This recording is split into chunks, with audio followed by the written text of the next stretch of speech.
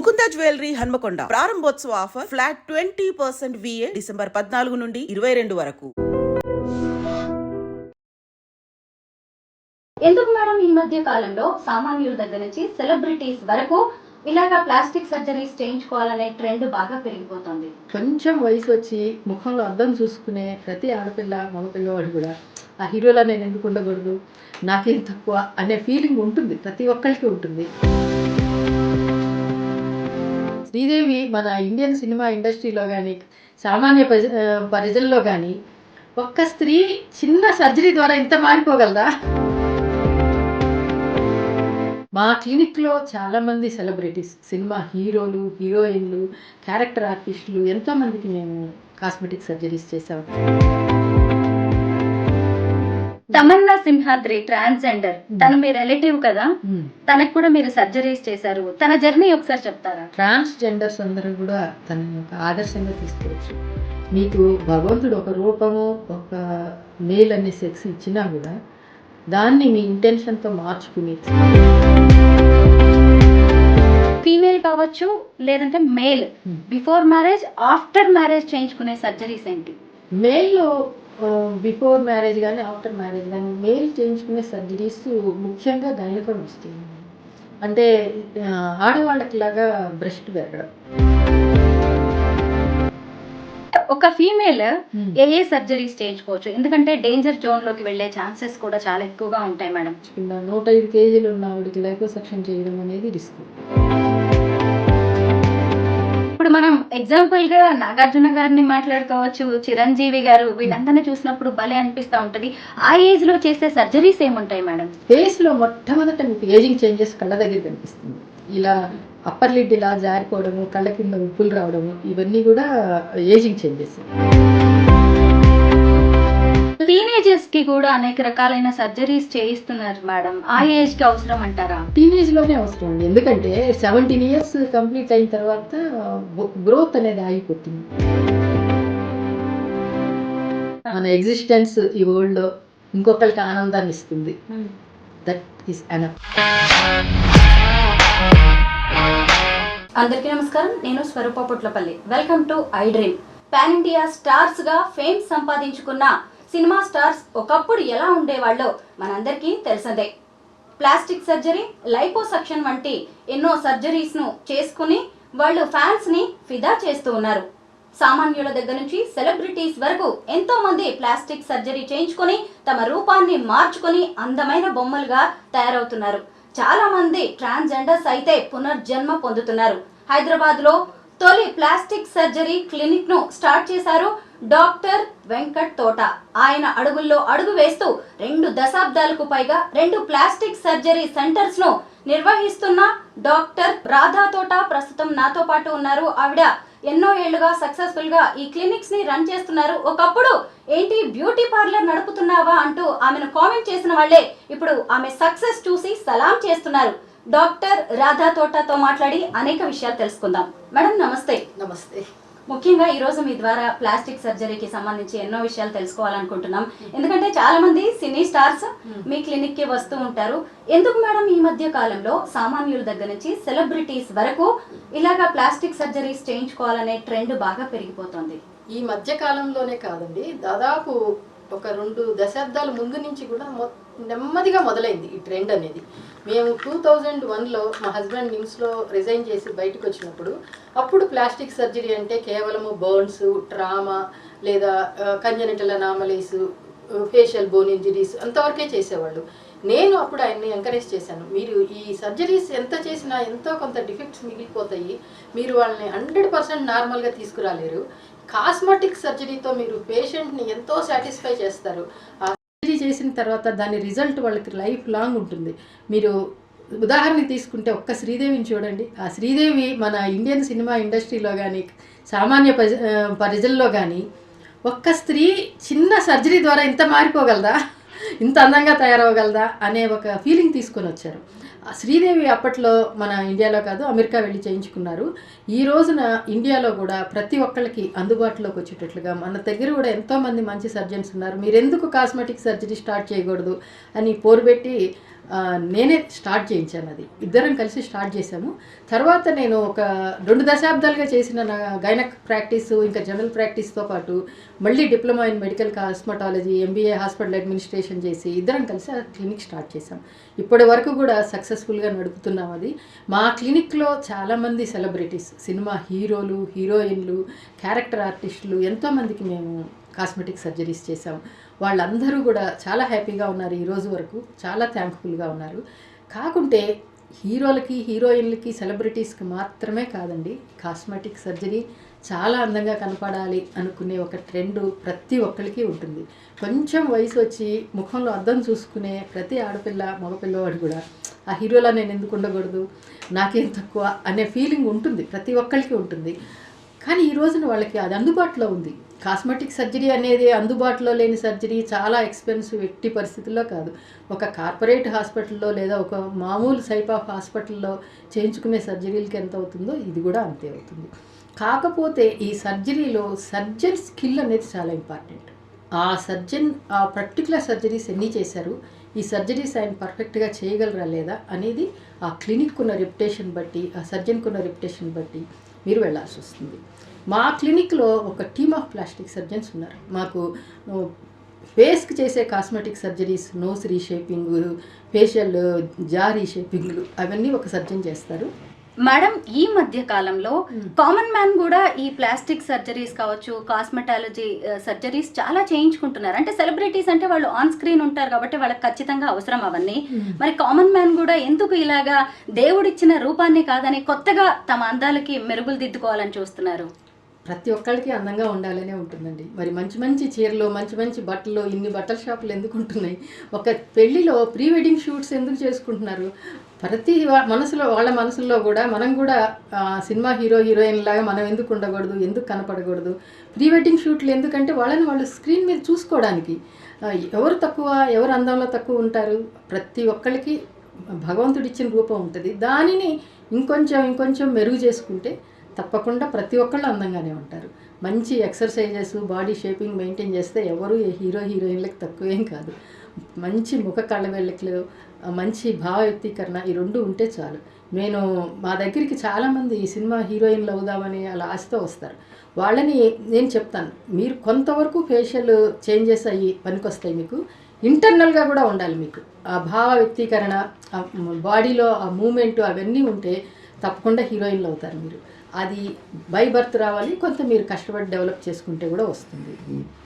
సమంత లాంటి వాళ్ళు, నయనతార, ఇంకా చాలా మంది సినీ స్టార్స్ ఉన్నారు. ఇటువైపు చూస్తే అల్లు అర్జున్, తర్వాత రామ్ చరణ్, ఇలాంటి వాళ్ళు కూడా ప్లాస్టిక్ సర్జరీస్ చాలా చేయించుకున్నారు అని చెప్తూ ఉంటారు. జూనియర్ ఎన్టీఆర్ లైపోసెక్షన్ చేయించుకున్నారని రీసెంట్ గా చూసినప్పుడు అనన్య నాగిళ్ళ కూడా లిప్స్ కి చేయించుకున్నారు. సిరి హనుమంతు అని చెప్పి టీవీ స్టార్, ఇలా చాలా మంది రకరకాల సర్జరీస్ చేయించుకుంటూ ఉన్నారు. లిప్స్ దగ్గర నుంచి మొదలుపెట్టి ప్రైవేట్ పార్ట్స్ వరకు ఎన్నో సర్జరీస్ ఇప్పుడు అందుబాటులో ఉన్నాయి కదా. మీరు చేసే సర్జరీస్ ఏంటి? మేము ఆల్మోస్ట్ అన్ని కాస్మెటిక్ సర్జరీస్ చేస్తామండి. సపోజ్ ఫిల్లర్స్ అనుకోండి, ఫిల్లర్స్ ఈజ్ లైక్ పెయింటింగ్ అనే క్యాన్వాస్. హెడ్ టు టో ఏం చేయొచ్చు అంటే? హెడ్ టు టో, హెడ్ అంటే hair transplantation, eyebrows, permanent makeup eyebrows, brow lifting, eyebrows జారిపోయినట్లుండే వాళ్ళని లిఫ్ట్ చేయడము, ఐలిడ్స్, కొంచెం ఏజ్ వచ్చిన వాళ్ళకి కళ్ళరెప్పలు జారిపోతూ ఉంటాయి, వాటిని లిఫ్ట్ చేసి కళ్ళు పెద్దగా చేయడం, కళ్ళ కింద ఉబ్బులు సరి చేయడము, చీక్ బోన్ ప్రామినెన్స్, చీక్ బోన్ ఫ్లాట్గా ఉండే వాళ్ళకి అక్కడ ఇంప్లాంట్ పెట్టి ప్రామినెంట్గా చేయడము, తర్వాత నోస్ని మనకు కావాల్సిన షేప్లో చేసుకోవడము, లిప్స్ ఫిల్లర్స్, తర్వాత చిన్న ఆగ్మెంటేషను, జా ఆగ్మెంటేషను, నెక్ లిఫ్ట్ అంటే నెక్ జారిపోయినట్టు ముడతలు పడ్డ వాళ్ళకి లిఫ్ట్ చేయడము, అక్కడి నుంచి బ్రెస్ట్ సాగిపోతే లిఫ్ట్ చేయడము, పెద్దగా ఉంటే చిన్నది చేయడము, తర్వాత అబ్డామెన్లో ఉన్న ఎక్స్ట్రా ఫ్యాట్ని తీసేయడము, బెల్లీ బటన్ సర్జరీ. తర్వాత ఇంకా కిందకి వస్తే మీరు థైస్ని చాలా అందంగా, వీళ్ళు ఈ రోజున ప్యాంట్లు వేసుకుంటే మధ్యలో లైన్ కనపడాలి, థైస్ కలమడకూడదు, లైపోసెక్షన్ చేస్తాం అనమాట. అది పర్మనెంట్ ఉంటుంది. తర్వాత ప్రైవేట్ పార్ట్స్ కూడా, లేబియా మేజరా, లేబియా మైనరా, ఫ్యాట్ ఇంజెక్షన్స్ చేయడము, లిప్స్ కరెక్ట్ చేయడము, తర్వాత వెజైనల్ రిజువనేషను, వెజైనల్ టైటనింగ్, అక్కడి నుంచి టో వరకు, హెడ్ నుంచి టో వరకు మీకు ప్రతిదీ కరెక్ట్ చేయొచ్చు. అంటే మన బాడీ ఎలా ఉండాలో మనమే డిసైడ్ చేసుకోవచ్చు. బట్ ఇదంతా కూడా కాస్ట్లీ ఇష్యూ కదా మేడం, ఎక్స్పెన్సివ్. అంటే సామాన్యులు ఎలా భరించగలరు? సామాన్యులు అంటే ఈ రోజున ఒక 2-3 లక్షలు పెట్టి గోల్డ్ కొనే బదులు బాడీ షేప్ మార్చుకోవాలి. ఎంత బాగున్నా కూడా ఎంత పెద్ద గోల్డ్ పెట్టుకున్నా బాడీ షేప్ బాగోకుంటే ఎంత మంచి చీర కట్టుకున్నా చీర అందమే ఉండదు కదా. ఆ రకంగా ఆలోచించాలి. అయితే చాలా మంది ఇప్పుడు మేము ఈ సర్జరీ చేయించుకున్నాం ఇది అని బయటకు చెప్పరు. మీ దగ్గరకు వచ్చేటప్పుడు కూడా ఆ సీక్రసీ మెయింటైన్ చేస్తుంటారా? వాళ్ళ ప్రైవసీ అనేది చాలా ఇంపార్టెంట్. చాలా చాలా ఇంపార్టెంట్ అండి. మేము ఎప్పుడు కూడా పేషెంట్కి సంబంధించిన డీటెయిల్స్ ఫలానా హీరో మా దగ్గర చేయించుకున్నారని కానీ ఫలానా హీరోయిన్ మా దగ్గర చేయించుకుందని కానీ చెప్పము. వాళ్ళు ఒకవేళ మాకు పర్మిషన్ ఇచ్చి మా పేరు మీరు వాడచ్చు చెప్పండి ఏం పర్వాలేదు అంటే చెప్తాం తప్ప అదర్వైజ్ మేము ఎట్టి పరిస్థితుల్లో వాళ్ళ డీటెయిల్స్ కానీ బయటికి అనేది రివీల్ చేయం. అలాగే ప్రతి ఒక్కరికి ప్రైవసీ ఉంటుంది. మా దగ్గరికి వచ్చే ముందు అడుగుతారు మమ్మల్ని ఎవరు అటెండ్ అవుతారు, మా డీటెయిల్స్ ఎవరికన్నా చెప్తారంటే ఎట్టి పరిస్థితుల్లో చెప్పము. మీరు ప్రతిదీ మీది కాన్ఫిడెన్షియల్గానే ఉంటుంది. మీరు మీకు అటెండ్ అయ్యే డాక్టర్స్ కూడా పారామెడికల్ స్టాఫ్ కూడా అందరు ఫిమేల్ ఉంటారు. లేడీస్కి అయితే వాళ్ళకి ఈవెన్ ఫుడ్ కూడా మేము ప్రొవైడ్ చేస్తాం మా కిచెన్లో. ఎందుకంటే చాలామంది సర్జరీస్ చేయించుకునే వాళ్ళు ఎవరికి చెప్పరు, వాళ్ళు ఒక్కళ్ళే వచ్చి చేయించుకుంటారు. జనరల్ అనస్థీషియా అయితే మాత్రం మేము కంపల్సరీ ఎవరో ఒకళ్ళు పక్కన ఉండాలి అనస్థీషియా కన్సెంట్ ఇవ్వడానికి అని చెప్పి అడుగుతాం. లేకుంటే మాత్రం వాళ్ళు ఒక్కళ్ళే వచ్చి చేయించుకోవచ్చు. ఒకసారి మీ లైఫ్ జర్నీ గురించి మాట్లాడుకుందాం మేడం. మీరు గైనకాలజిస్ట్, తర్వాత కాస్మెటాలజిస్ట్ గా ఎలా మారారు? అసలు హైదరాబాద్ లోనే తొలి ప్లాస్టిక్ సర్జరీ క్లినిక్ స్టార్ట్ చేయాలనే ఆలోచన ఎలా వచ్చింది? నేను మా హస్బెండ్ మా డిగ్రీస్ అయిపోయినాక మొట్టమొదట రూరల్ ఏరియాలో స్టార్ట్ చేసామండి. రూరల్ ఏరియాలో ఒక 5 years వర్క్ చేసాం. అప్పట్లో 1980s ఎర్లీ 90sలో ఎలా ఉండేదంటే పల్లెటూర్లకు వెళ్ళాలి, సేవ చేయాలి, ఇలాంటి దృక్పథం ఉండేది. కాకుంటే మా హస్బెండ్ చాలా అంబిషియస్ సర్జన్. ఆయన Osmania best outgoing gold medalist. So మేము రూరల్ ఏరియాలో 5 years వర్క్ చేసాం. చాలా ప్రెషియస్ పీరియడ్ మేము అక్కడ స్పెండ్ చేసాము. I still feel proud of it. సామాన్య ప్రజలకి మేము సేవ చేసాము. ఇప్పటికీ గుర్తు చేస్తుంటారు వాళ్ళు. టైఫాయిడ్ అల్సర్స్ చిన్న చిన్న పిల్లలు కోస్టల్ ఏరియాలో టైఫాయిడ్ అల్సర్స్ పెర్ఫరేట్ అయ్యి అలా వచ్చేవాళ్ళు, మలేరియాలు, అమీబిక్ లివర్ యాబ్సెస్లు. మాకు ఎటువంటి ల్యాబొరేటరీ సౌకర్యం కూడా లేని పరిస్థితుల్లో మేము ఇద్దరం కూర్చొని ట్రీట్ చేసేవాళ్ళం. బ్లడ్ ట్రాన్స్ఫ్యూషన్ కూడా మేమే చేసుకున్న కేసులు ఎన్నో ఉన్నాయి, క్రాస్ మ్యాచింగ్ చేసి. So survived so many people. కాకుంటే ఆయనకి సర్జికల్ స్కిల్స్కి, ఆయనకున్న సర్జికల్ స్కిల్స్కి, సర్జరీ మీద ఉన్న అంబిషన్కి నేను ఇంకా ఫర్దర్ సూపర్ స్పెషాలిటీ చేయాలి అని ఒక 5 years తర్వాత again come back to Hyderabad వచ్చినాక ఆయన MCH ప్లాస్టిక్ సర్జరీ చేశారు. చేసినాక నేను తర్వాత ఈ కోర్సెస్ అన్నీ చేశాను. Diploma in medical cosmetology, MBA hospital administration చేసి ఇక తనకి కొంచెం సపోర్టింగ్గా ఒక ఫీమేల్ డాక్టర్ కూడా ఉండాలని మేమిద్దరం కలిసి ఈ Rivera skin care and plastic surgery centre start చేసాం. So still I'm running it successfully even though doctor Venkat Thota passed away 2 years back. మా అబ్బాయి డాక్టర్ వెంకట్ అఖిలేష్ తోట సర్జన్ ఈజ్ విత్ మీ. అయితే అసలు ప్లాస్టిక్ సర్జరీ గురించి 2 decades ముందు ఎవరికి పెద్దగా ఐడియా లేకపోవచ్చు. అప్పుడు ఏమనిపించింది? ఇది రిస్క్ అనిపించలేదా స్టార్ట్ చేయడం? రిస్క్ కాదండి, తప్పకుండా దీనికి ఫ్యూచర్ ఉంటుంది అనిపించింది నాకు. మేము 2001లో మా హస్బెండ్ నిమ్స్లో రిజైన్ చేసి బయటకు వచ్చిన తర్వాత మేము ఈ Rivera plastic surgery skin care centre start చేసినప్పుడు ఉస్మానియా అండ్ నిమ్స్ HODలు ఇద్దరిని పిలిచాము. మేము పిలిచినప్పుడు మనకి నిమ్స్లోనే వారానికి ఒక పేషెంట్ కూడా రారు కాస్మెటిక్ సర్జరీకి, నువ్వేంటి ఎక్స్క్లూజివ్లీ కాస్మెటిక్ సర్జరీ చేస్తానని చెప్పి క్లినిక్ పెట్టావని అడిగారు వాళ్ళు. లేదు సార్, ఫ్యూచర్లో డెఫినెట్గా దీనికి చాలా డిమాండ్ ఉంటుంది, వీళ్ళంతా US ఇంకెక్కడికో వెళ్ళి చేయించుకుంటున్నారు, నెక్స్ట్ జనరేషన్కి కంపల్సరీ ఈ అవేర్నెస్ వస్తుంది, నా క్లినిక్ అప్పటికి చాలా ముందుకెళ్తుంది అని చెప్పాను నేను. అంటే ఇప్పుడు నాకు అదే నవ్వు వస్తుంది. 2000లో పుట్టిన పిల్లలందరూ ఇప్పుడు వస్తున్నారు కాస్మెటిక్ సర్జరీకి. అవును. 25 ఇయర్స్ 24 ఇయర్స్ పిల్లలు మీ డేట్ ఆఫ్ బర్త్ మేము వాళ్ళ డీటెయిల్స్ తీసుకునేటప్పుడు బోర్న్ ఇన్ 2001 అని చెప్తుంటారు. వీళ్ళందరూ ఇప్పుడు సొంతగా సంపాదించుకుంటూ వాళ్ళ కాళ్ళ మీద నిలబడుతూ సాఫ్ట్వేర్ ఇంజనీర్లు దే ఆర్ టేకింగ్ డెసిషన్ వాళ్ళని ఎలా మార్చుకోవాలి అనేది. అప్పట్లో 2001లో మేము ఎవరికన్నా కాస్మెటిక్ సర్జరీ చేస్తామంటే వెంటనే ఫ్యామిలీ అంతా వచ్చేసేవాళ్ళు. ఏంటి అసలు సర్జరీలు చేయించుకుంటారా, అసలు ఇంక ఇది ఏం ట్రెండ్ అది ఇది అని ఫ్యామిలీ చాలా గొడవ చేసేవాళ్ళు. ఇప్పుడు అసలు వాళ్ళంతటా వాళ్ళే వచ్చి చేయించుకుంటున్నారు కాస్మెటిక్ సర్జరీ. మీ ఫ్యామిలీ డాక్టర్స్ ఎందుకు పిల్లల్ని కూడా ఇలా డాక్టర్స్నే చేయాలనుకున్నారు? ప్యాషన్, ఆ వృత్తి మీద ఉన్న వ్యామోహం అనాలి.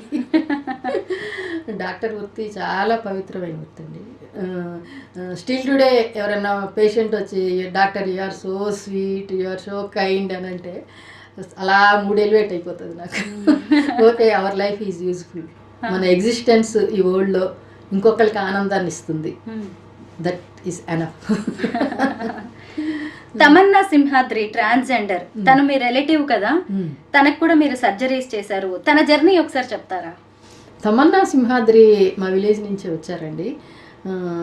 చాలా అంబీషియస్ లేడీ అనే అనాలి.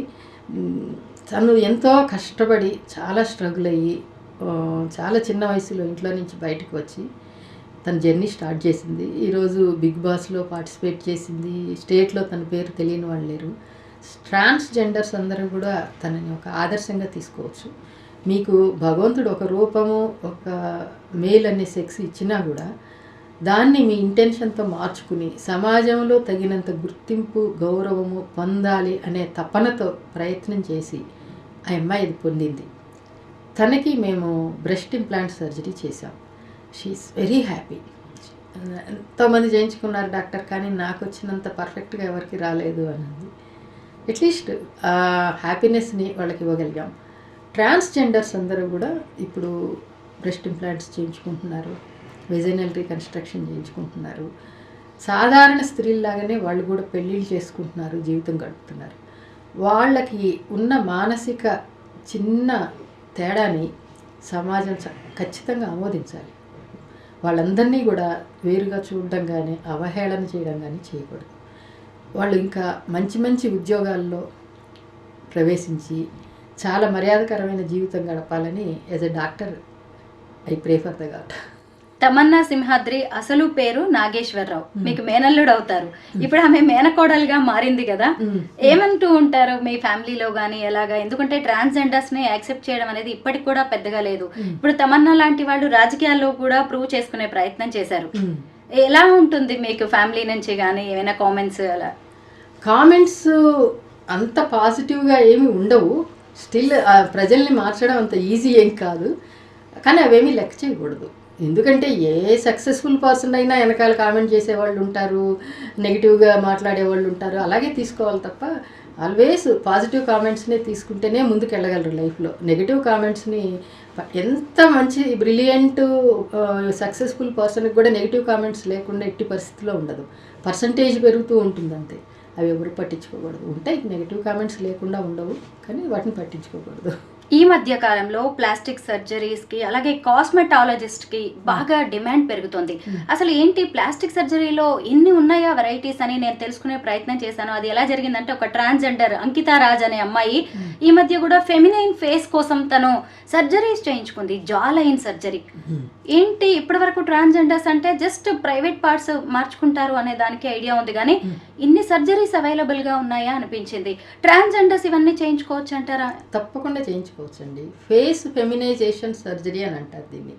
ఈ అంటే మగవాళ్ళకి ఆడవాళ్ళకి జెనెటికల్గానే ఫేషియల్ బోన్స్ స్ట్రక్చర్లో కానీ, అంటే మనకి స్కెలిటన్ చూసి చెప్పేస్తాం మేము ఇది మేల్ స్కెలిటనా ఫిమేల్ స్కెలిటనా అని. ఈవెన్ బోన్స్ కూడా మేల్ బోన్స్ వేరే ఉంటాయి, ఫిమేల్ బోన్స్ వేరే ఉంటాయి. ఆ బోన్స్లోని చేంజెస్ని మనం కొంచెం సర్జరీ ద్వారా సరి చేయొచ్చు.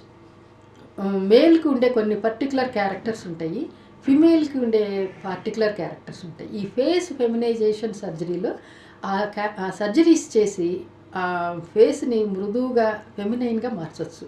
దాన్ని ఫేస్ ఫెమినైజేషన్ సర్జరీ అంటారు. అలాగే వాయిస్ కూడా మార్చవచ్చు, ఫిమేల్ వాయిస్ లాగా మార్చవచ్చు. ఆల్మోస్ట్ ఒక 80% వరకు వాళ్ళు మేలా ఫిమేలా అని గుర్తుపట్టలేనంతగా కూడా వాళ్ళని మార్చవచ్చు. కాకుంటే దానికి వీళ్ళు కొంచెం డబ్బు ఖర్చు పెట్టడము, చాలా కమిటెడ్గా తిరగడము ఇవి చేయాల్సి వస్తుంది. చాలామంది ట్రాన్స్జెండర్స్ పావర్టీలో ఉంటున్నారు. అంటే వాళ్ళకి సరైన ఉపాధి కానీ అది ఉండట్లేదు. వాళ్ళకు కూడా కొంచెం స్కూల్స్ అని పెట్టి బాగా ఎడ్యుకేట్ చేసి మంచి మంచి ఉద్యోగాల్లో ఎంటర్ అయ్యేటట్లు చూసుకుంటే వాళ్ళు సొంతగా ఖర్చు పెట్టుకుని చేయించుకుంటారు ఇవన్నీ. సో మిగిలిన వాళ్ళకంటే వాళ్ళు డిఫరెంట్గా ఎందుకు ఉండాలి? మేడం, ఇప్పుడు ప్లాస్టిక్ సర్జన్స్ని కలియుగ బ్రహ్మలు అంటున్నారు. అంతే కదా, దేవుడిచ్చిన ఒక రూపాన్ని మార్చేసి పూర్తిగా మళ్ళీ ఇంకొక జెండర్లోకి మార్చడం అంటే అదేమీ చిన్న విషయం కాదు. అయితే ఇప్పుడు ఆడ మగ అందరూ కూడా సర్జరీస్ చేయించుకుంటున్నారు కదా. అయితే ఫీమేల్ కావచ్చు లేదంటే male, before marriage after marriage చేయించుకునే సర్జరీస్ ఏంటి? మేల్లో బిఫోర్ మ్యారేజ్ కానీ ఆఫ్టర్ మ్యారేజ్ కానీ మేల్ చేయించుకునే సర్జరీస్ ముఖ్యంగా గైనకోమాస్టియా అండి. అంటే ఆడవాళ్ళకి లాగా బ్రెస్ట్ పెరగడం, కొంతమందికి కొంచెం హార్మోన్ చేంజెస్తో కానీ సడన్ వెయిట్ గెయిన్ కానీ ఫ్యామిలీ టెండెన్సీ కానీ మగవాళ్ళల్లో కూడా స్త్రీలకు ఉన్నట్లుగా బ్రెస్ట్ పెరుగుతుంది. గ్రేడ్ 4 గైనకోమాస్టియా అంటే ఆల్మోస్ట్ 16 years old గర్ల్కి ఉన్నంత బ్రెస్ట్ ఉంటుంది వాళ్ళకి. సో అది చాలా ఇబ్బందికరంగా ఉంటుంది వాళ్ళకి, షర్ట్ తీయాలన్నా చేయాలన్నా. వాళ్ళు చాలా కామన్గా చేయించుకునే సర్జరీ గైనకోమాస్టియా. తర్వాత వాళ్ళు ఎక్కువగా చేయించుకునేది హెయిర్ ట్రాన్స్ప్లాంటేషన్. ఎందుకంటే బాల్నెస్ అనేది ఎక్కువ మేల్లో వస్తుంది, ఫిమేల్లో రాదు. అది కూడా మేల్ హార్మోన్ ఎఫెక్ట్ మూలంగా వస్తుంది. ఆ బాల్నెస్కి చాలామంది హెయిర్ ట్రాన్స్ప్లాంటేషన్ చేయించుకుంటారు. ఈ 2 కేసెస్ మేల్స్లో ఎక్కువ ఉంటుంది. ఇప్పుడు మేల్స్లో కూడా ఫేసు బాగా నున్నగా కనిపించాలి, మృదువుగా కనిపించాలి అని ఎస్పెషల్లీ వాళ్ళు పెళ్ళికి ముందు వాళ్ళ ఫియాన్సీలు గర్ల్ ఫ్రెండ్స్ తీసుకొస్తుంటారు. వీడియో షూట్స్లో బాగా కనపడాలి ఫేసు. అంటే ఫేస్ మీద ఏమైనా అంతకుముందు ఏమైనా ఇంజరీస్ అయితే స్కార్స్ ఉన్నా అలాంటి వాటికి అన్నింటికి ఎక్కువ వస్తుంటారు. నోస్ సర్జరీ ఒకటి కూడా రెగ్యులర్గా చేయించుకుంటారు మేల్ చేయించుకునేది. Gynaecomastia, nose surgery, hair transplantation చాలా కామన్గా చేయించుకుంటారు. ఇంకా లైపోసక్షన్ ఒకటి. మగవాళ్ళలో ఫ్యాట్ చేరితే మొట్టమొదట పొట్ట వచ్చేస్తుంది. ఇప్పుడు అందరు 6 packs కావాలంటున్నారు కదా. ఆ 6 packs కూడా మేము తయారు చేస్తాం, ఇచ్చింగ్ అని చెప్పి చేస్తామన్నమాట. లైపోసెక్షన్ ద్వారా ఆ అబ్డామినం అనేది ఉన్న ఫ్యాట్ తీసేసి కొంచెం ఫ్లాట్గా చేస్తామన్నమాట. ఇవి ఎక్కువగా చేయించుకుంటారు మేలు. ఇంకా ఫిమేల్ అంటే ఫిమేల్ మనకి ఎక్కువగా చేయించుకునేది నోస్ సర్జరీ. నోస్ సర్జరీ చాలా కామన్గా చేయించుకుంటారు. నోస్ తర్వాత బ్రెస్ట్ చిన్నగా ఉంటే పెద్దది చేయించుకోవడం, లేదా ఈ డెలివరీస్ తర్వాత సాగిపోయి పెద్దగా అయింది సరి చేయించుకోవడం, డెలివరీస్ తర్వాత అబ్డామిన్ సాగిపోతే సరి చేయించుకోవడం. లైపోసెక్షన్, ఈ కొంచెం వెయిట్ పెరిగితే ఈ పాకెట్స్ ఆఫ్ ఫ్యాట్ వచ్చేసి బాడీ అంతా ఇర్రెగ్యులర్గా అయిపోతుంది. లైపోసెక్షన్ అనేది షేపింగ్కి. లైపోసెక్షన్ ఒకటి చాలా ఎక్కువగా చేయించుకుంటారు. ఇక మమ్మీ మేకవర్ అని 20-25 ఏళ్ళకే పెళ్ళి అవ్వడము, పిల్లలు కలగడము చేసిన తర్వాత 30 ఏళ్ళ వయసు వచ్చేసరికి సడన్గా బాడీ మారిపోతుంది. అంత లూజ్ అయిపోతుంది, బ్రెస్ట్ లూజ్ అయిపోతుంది, అబ్డామెన్ లూజ్ అయిపోతుంది, వెజైనా లూజ్ అయిపోతుంది. అప్పుడు వీళ్ళకి చాలా డిప్రెషన్లోకి పోతారు. Sudden changes in body. వీళ్ళందరికీ మమ్మీ మేకవర్లో మళ్ళీ బ్రెస్ట్ టైటన్ చేయడము, అబ్డామెన్ టైటన్ చేయడము, వెజైనా టైటన్ చేయడము ఇవన్నీ చేస్తాం. ఇవన్నీ చాలా కామన్గా చేసే సర్జరీస్, మేము రెగ్యులర్గా రొటీన్గా చేసే సర్జరీస్. ఇంకొకటి ఈ రీవర్జినైజేషన్ అంటే ఈ హైమన్ రిపేర్ అని కూడా అంటారు. ఈ హైమన్ అనేది దేని మూలంగానైనా కూడా రప్చర్ అవ్వచ్చు. ఎగరస్ ఎక్సర్సైజెస్ కానీ, హార్స్ రైడింగ్, సైక్లింగ్ వీటితో కూడా. యూజువల్లీ వర్జిన్స్లో ఓన్లీ లిటిల్ ఫింగర్ ఒక్కటే అలో చేస్తుంది వెజైనల్ ఎగ్జామినేషన్ చేసినప్పుడు.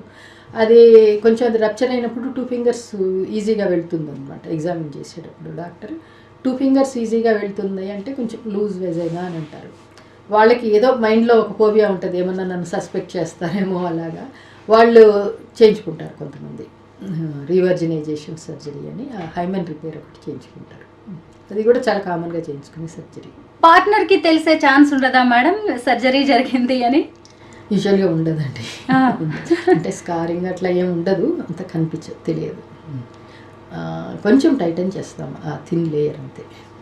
అంటే ఏ సర్జరీకి ఎంత టైం పడుతుంది? అంటే సిట్టింగ్స్ ఉంటాయా? సిట్టింగ్స్ అంటే మీకు లైపోసెక్షన్ ఒకదానికి సిట్టింగ్స్ ఉంటాయి. మీకు లైపోసెక్షన్ బాడీలో అన్ని పార్ట్స్ ఒకసారి చేయలేము, ఫ్రంట్ ఒకసారి బ్యాక్ ఒకసారి చేయాల్సి వస్తుంది. అట్లీస్ట్ 2 సిట్టింగ్స్ తీసుకోవాలి లైపోసెక్షన్. మిగిలినవి బ్రెస్ట్ లిఫ్టింగ్ కానీ బ్రెస్ట్ ఇంప్లాంట్స్ కానీ అవన్నీ సింగిల్ సిట్టింగ్. మేము అదే చెప్తాను, మీరు ఈ లైపోసెక్షన్ ఒక్కసారి చేయించుకుంటే మీకు లైఫ్ లాంగ్, అన్లెస్ మీరు వెయిట్ పెరగకపోతే ఆ లైఫ్ లాంగ్ ఆ రిజల్ట్ మీరు మెయింటైన్ చేయొచ్చు. ఏదైతే మీకు ఎక్స్ట్రా ఫ్యాట్ ఉందో, ఎందుకంటే ఫ్యాట్ సెల్స్ అనేవి మీకు బై బర్త్ ఇన్ని మిలియన్స్ ఆఫ్ ఫ్యాట్ సెల్స్ బాడీలో ఉంటే త్రూఅవుట్ ద లైఫ్ అన్ని మిలియన్స్ ఉంటాయి. ఓన్లీ థింగ్ ఏంటంటే మీరు బరువు పెరిగే కొద్దీ ఒక్కొక్క సెల్ నీళ్ళల్లో వేసిన గింజలు ఉబ్బినట్లుగా పెరుగుతాయి సైజు. సో మేము ఒక పర్టికులర్ ఏరియాలో 80% ఆఫ్ సెల్స్ తీసేసామనుకోండి, మిగిలిన 20% మీరు ఒక 4-5 కేజీలు వెయిట్ పెరిగిన ఆ సైజుకి పెరగవు. అందుకని మీకు ఆ షేప్ మెయింటైన్ అవుతుంది. మీరు ఒక్కసారి ఆ వెయిట్ లైపోసెక్షన్ చేయించుకుని కరెక్ట్గా వెయిట్ మెయింటైన్ చేస్తూ ఉంటే లైఫ్ లాంగ్ ఆ షేప్ మెయింటైన్ చేయొచ్చు. సపోజ్ నేను దాదాపు 2004లో ఒకసారి లైపోసెక్షన్ చేయించుకున్నాను. తర్వాత పెరిగాను, ఒక 10 కేజీస్ వెయిట్ పెరిగాను, మళ్ళీ తగ్గినా I'm maintaining the same shape. ఎక్కడైతే బల్జెస్ ఉన్నాయో మళ్ళీ రాలేదు. మేడం, ఇప్పుడు మీరు చూడడానికి చాలా క్యూట్ గా ప్రెట్టీగా కనిపిస్తున్నారు. మీ ఏజ్ ఎంత అనేది కూడా తెలీదు. మీ సన్ తో కలిసి వచ్చారు, డాక్టర్ అఖిలేష్ తో కలిసి, ఇద్దరు బ్రదర్ అండ్ సిస్టర్ లా ఉన్నారు. మీరేం సర్జరీస్ చేయించుకున్నారు? అంటే మా హస్బెండ్ ఫస్ట్ నాకే చేశారండి. 2001లో నోస్ సర్జరీ చేశారు, 2004లో లైపోసెక్షన్ అబ్డామినోప్లాస్టీ చేశారు. So I'm still maintaining that same shape and facial features. నేను మెడికల్ కాలేజీలో ఉన్నప్పుడు చూసిన వాళ్ళు అప్పటికి చాలా మారిపోయావే అంటారు, ఎందుకంటే అప్పుడు ముక్కు చాలా నెట్గా ఉండేది. ఇలాంటి కామెంట్స్ మన ఇళ్ళలో బాగా వింటామా?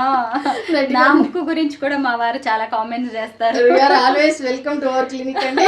నాకు చాలా భయం ఈ సర్జరీస్ అంటే, బట్ అవేర్నెస్ కోసం మాత్రమే నేను ఇవన్నీ చేసేది ఇంటర్వ్యూస్ మేడం. అయితే ఒక ఫీమేల్ ఏ సర్జరీస్ చేయించుకోవచ్చు? ఎందుకంటే డేంజర్ జోన్ లోకి వెళ్లే ఛాన్సెస్ కూడా చాలా ఎక్కువగా ఉంటాయి మేడం. రివర్స్ అవుతాయి, సైడ్ ఎఫెక్ట్స్ ఉంటాయి.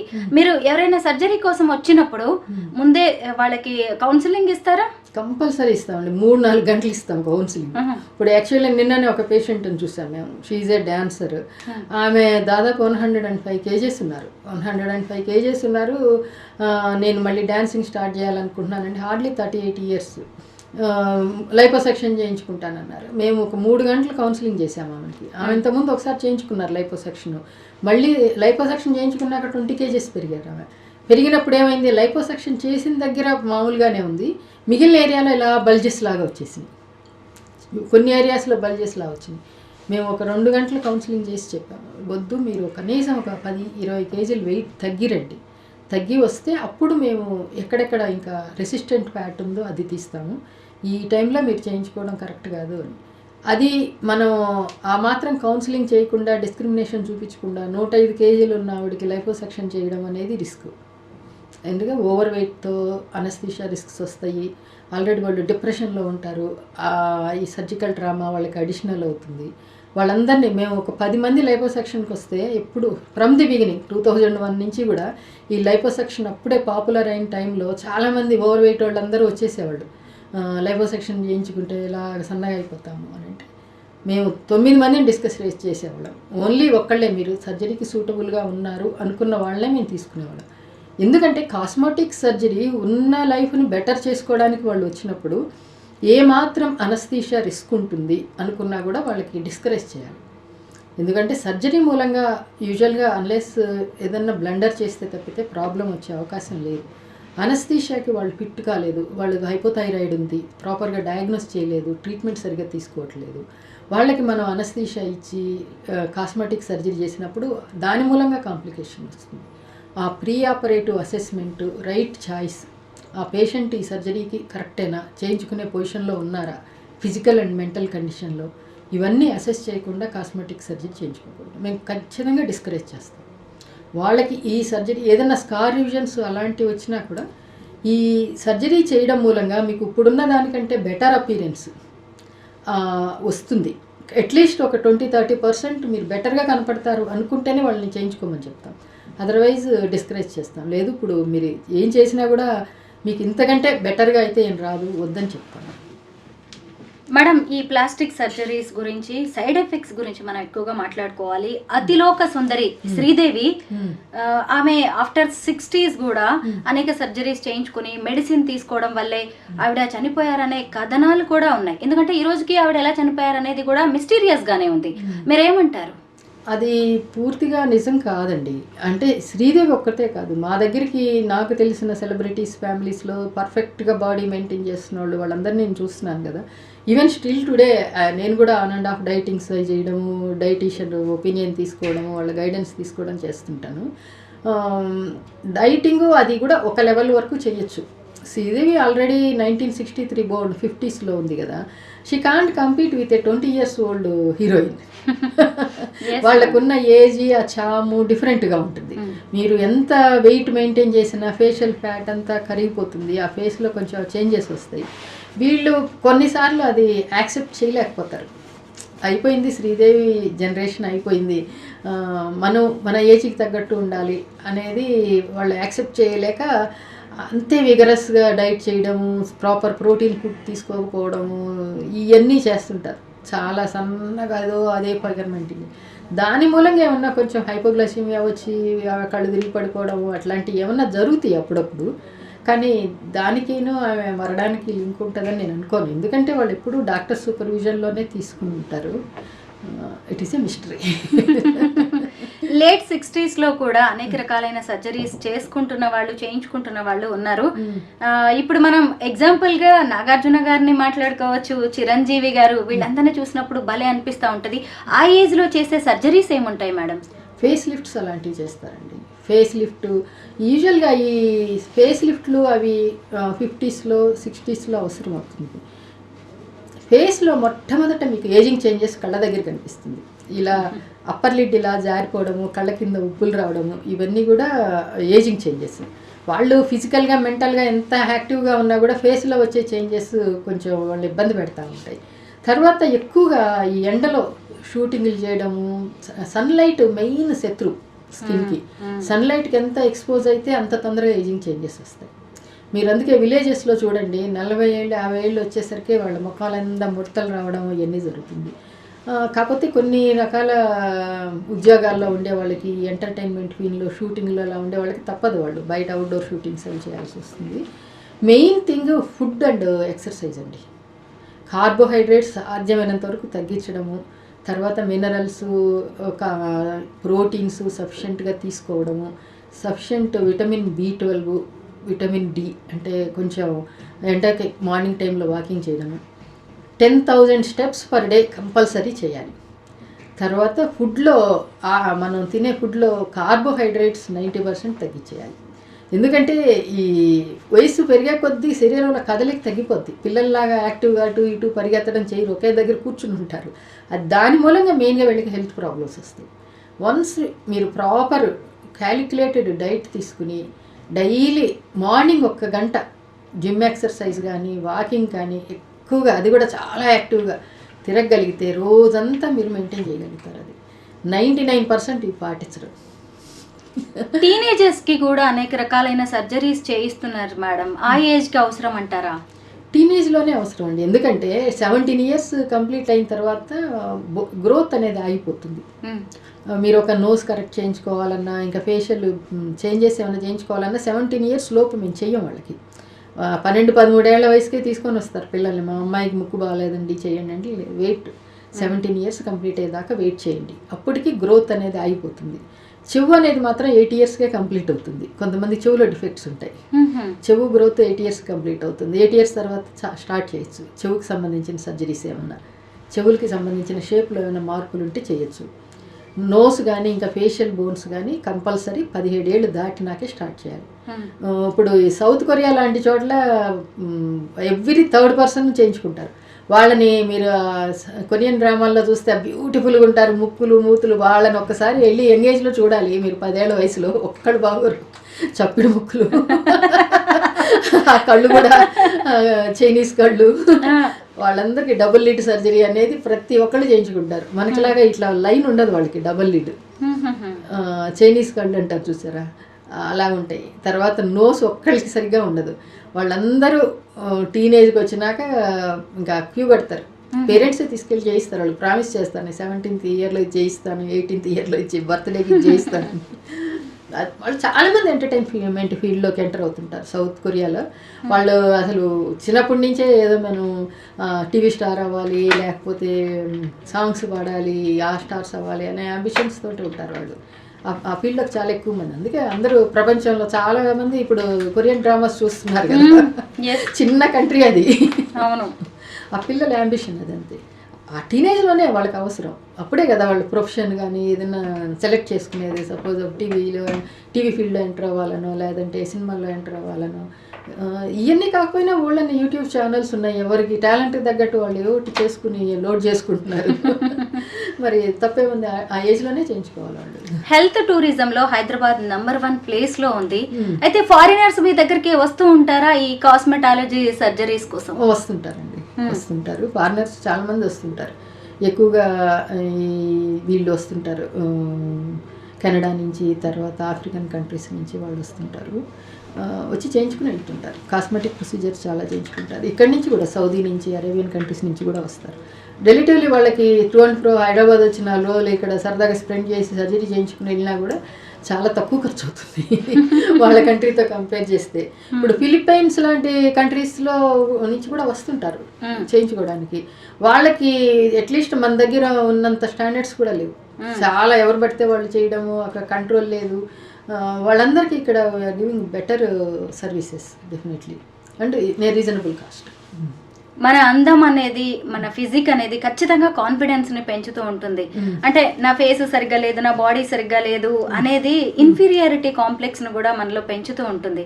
అయితే మీరు చూస్తూ ఉంటారా అలాగా సర్జరీస్ తర్వాత ఇంకా హ్యాపీగా కాన్ఫిడెన్స్ గా కనిపించే వాళ్ళని? తప్పకుండా అండి. ఈ ట్రాన్స్జెండర్స్ బ్రెస్ట్ ఇంప్లాంట్ పెట్టుకున్నాక వాళ్ళు నడకే మారిపోతుంది అసలు. అమౌంట్ ఆఫ్ కాన్ఫిడెన్స్ వాళ్ళు చాలా. Breast implants most satisfying surgery. నేను చాలా చూశాను కదా. అంటే ప్రపంచంలో కూడా టాప్ 4 సర్జరీస్ అంటే ఐలిడ్ సర్జరీ ఒకటి, నోస్ సర్జరీ ఒకటి, బ్రెస్ట్ ఇంప్లాంట్, లైపోసక్షన్. టాప్ 4లో అయ్యే ఉంటాయి ఎక్కువగా చేయించుకునే surgeries. Hair transplantation, obviously hair transplantation చేయించుకున్న వాళ్ళు కూడా చాలా సాటిస్ఫై అవుతారు. ఈ ఐలిడ్ సర్జరీ చేయించుకున్న తర్వాత చాలా ఒక 10 years ఏజ్ తగ్గిపోయింది డాక్టర్ మాకు అని చెప్తారు. చాలా హ్యాపీగా ఫీల్ అవుతారు. డాక్టర్, మీరు ఈ ప్లాస్టిక్ సర్జరీ సెంటర్ పెట్టినప్పుడు బ్యూటీ పార్లర్ పెట్టేవారి మీ వాళ్ళందరూ కామెంట్స్ చేశారని చెప్పారు కదా. అయితే ఇప్పుడు మీకు ఏమనిపిస్తూ ఉంటుంది? మీ సక్సెస్ ని చూసి వాళ్ళు ఏమంటూ ఉంటారు? రాదా, నువ్వు కరెక్ట్ డెసిషన్. మా క్లాస్మేట్స్ కూడా వాళ్ళందరూ ఇప్పుడు నా ఏజ్ వాళ్ళందరూ ఎవరు మాట్లాడినా మా మనవరాలకు వడ్డాణాలు చేయించాను, వంకీలు చేయించాను, వాళ్ళని బేబీ సిట్టింగ్ చేస్తున్నాను. నేను ఇప్పుడు కొత్తగా ఇంకొక బ్రాంచ్ స్టార్ట్ చేసి రన్ చేస్తున్నాను. సో ఎప్పుడు కూడా ఒక 10 years 20 years తర్వాత మనం ఈ రోజున చేసే పనికి ఆ రోజున వాల్యూ ఉంటుందా, ఈ మెడికల్ ఫీల్డ్లో ఎటువంటి చేంజెస్ వస్తున్నాయి, ఒక 20 ఏళ్ల తర్వాత సొసైటీ మైండ్ సెట్ ఎట్లా ఉంటుంది అనేది మనం ముందే కొంచెం ఆలోచించి అటువైపుగా మనం మన స్కిల్స్ కానీ మన నాలెడ్జ్ కానీ డెవలప్ చేసుకోకపోతే ఇక 60 ఏళ్ళు వచ్చిన తర్వాత క్లోజ్ చేసేసి ఇంట్లో కూర్చోవాలి కదా. మనకి ఏ పని చేసినా జాబ్ సాటిస్ఫాక్షన్ అనేది చాలా అవసరం. ఇప్పుడు మీరు ఎలా ఉన్నారు? మీ స్టేజ్ ఏంటి? ఏమనిపిస్తూ ఉంటుంది మీకు ఇదంతా చూస్తుంటే? ఐఎమ్ హైలీ సాటిస్ఫైడ్ అండి. సాటిస్ఫైడ్ అంటే ఈ వృత్తి చేయకుండా బ్రతకలేము. ఇక ఒక 30 ఏళ్ళు ఒక వృత్తి చేసిన తర్వాత మన ఎక్స్పీరియన్స్, మన స్కిల్స్ డెఫినెట్గా నెక్స్ట్ జనరేషన్కి అవసరం అవుతాయి. ఈ టైంలో మనం వృత్తి మానేసి ఇంట్లో కూర్చుంటే ఇట్ ఇస్ ఎ వేస్ట్. అలా బ్రతకడం కూడా it is very depressing. So luckily మా సన్ వచ్చారు, జాయిన్ విత్ మీ, అండ్ వాళ్ళు యంగర్ జనరేషన్.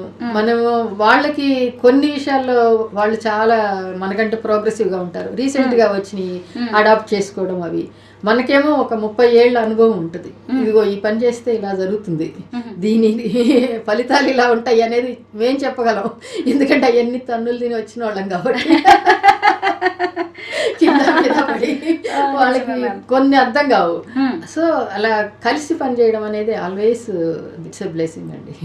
కరెక్టే. అవునవును. అంటే ఏదైనా మాట్లాడేయగలరు కదా. నాకు ఇందాక మీరిద్దరు మాట్లాడుకుంటుంటే, అంటే మీ సన్ అండ్ మీరు ఎంత డాక్టర్స్ అయినా సరే ప్రైవేట్ పార్ట్స్ కి సంబంధించి సర్జరీస్ గురించి మాట్లాడుకుంటున్నప్పుడు అసలు ఆ ఫీలింగే రాదా?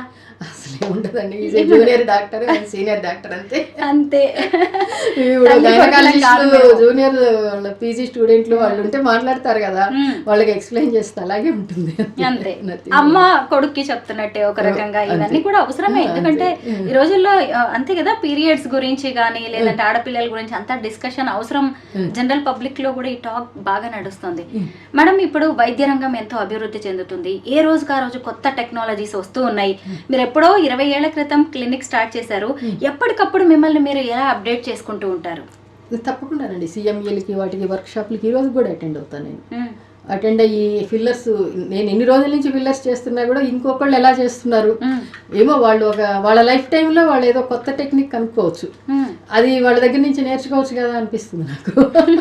ఇప్పటికీ నేను వెళ్తుంటాను వర్క్షాప్లకి వెళ్ళి వేరే సీనియర్ డాక్టర్స్ ఫిల్లర్స్ ఎలా చేస్తున్నారు, వేరే ప్రొసీజర్స్ ఎలా చేస్తున్నారు. ఈవెన్ దో వాళ్ళు నాకంటే జూనియర్స్ అయినా కూడా ఒక 4-5 ఏళ్ళు నేను అడుగుతాను, ఈ ప్రొసీజర్ ఎలా చేశారు, మీరు చాలా చేశారు కదా ఈ సర్జరీస్, నాకు కొంచెం నేర్పించండి అని అడుగుతాను. I don't mind asking. అంతే కదా. నేర్చుకోవడంలో కూడా ఒక స్టూడెంట్గా నాకు ఈ రోజుకి ఎంతో ఆనందంగా అనిపిస్తుంది. నేను మిమ్మల్ని ఇంతసేపు ఇంటర్వ్యూ చేసినా కానీ నాకు ఇప్పటికి కూడా సర్ప్రైజింగ్ ఏమనిపిస్తుంది అంటే, ఒక నోస్ సర్జరీ కావచ్చు లేదంటే ఐలిడ్ సర్జరీ ఏదైనా సరే ఒక స్కార్ కూడా లేకుండా ఎలా చేస్తారు అనిపిస్తుంది. అంటే స్కారు లేకుండా సర్జరీ చేయలేరండి, కాకపోతే యూజువల్గా ఫేస్ మీద చేసే సర్జరీస్కి స్కార్ కనపడకుండా చేస్తారు. నోస్కి చేసే సర్జరీస్ లోపల నుంచి చేస్తారు, ఇక్కడ కట్ చేసి, లేదా నోస్ బేస్ దగ్గర కట్ చేస్తారు. అన్లెస్ మీరు ఇలా లిఫ్ట్ చేసి ఇలా చూస్తే తప్పితే కనపడదు. ఈ జా సర్జరీస్ అవన్నీ కూడా నోటి లోపల నుంచి చేస్తారు, లోపల నుంచి కట్ చేసి చేస్తారు కాబట్టి బయటికి స్కార్ కనిపించదు. ఇక ఐలిడ్ సర్జరీస్ కిందకి వెళ్ళే హోల్డ్లో ఉంటుంది, అది ఒక 3 months తర్వాత ఆ హోల్డ్లోకి వెళ్ళిపోతుంది, కనిపించదు అసలు.